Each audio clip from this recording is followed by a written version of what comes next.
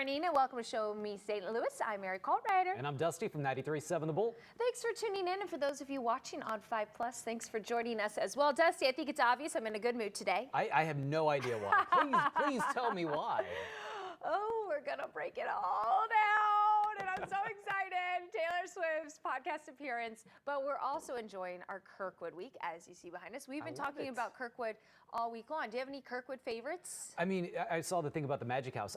I've always loved the Magic House. As a kid, as an adult too, taking the kids there, it's just driving through Kirkwood, such a beautiful, beautiful community. It really is. And like the food, the shops. I've said it earlier this week, but whenever I have visitors, I always take them just to go hang out in Kirkwood because it's just such a fun spot.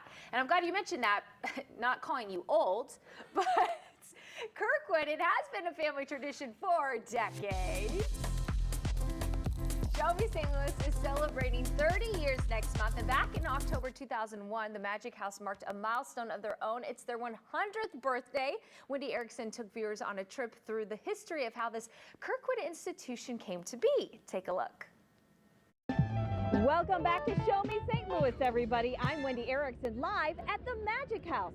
Before this became the ultimate place to play, the Magic House was somebody's home. On Sunday, this house turns 100 years old, and you're invited to help celebrate the centennial and learn more about its history. Hi! Anyone who's been here will tell you the Magic House is a magical place, even a hair-raising experience. But once upon a time, a family lived here, and life was very different.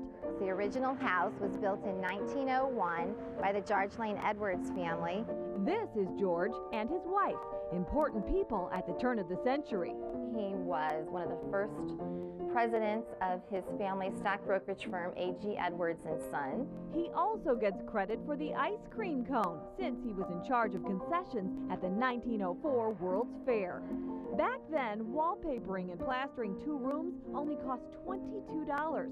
You can also see the hidden staircase discovered after the Magic House opened.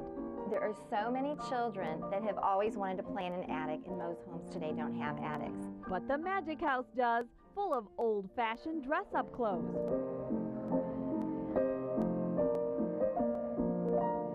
Speaking of dressing up, special for this Sunday's celebration, Carol Ann Miller will show off some of the 1,000 vintage outfits she's collected, some stiffer than others.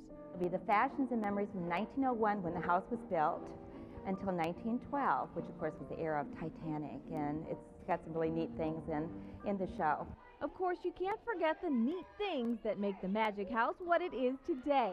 A place to toss in a line, do some grocery shopping, strike up the band, even go out for pizza.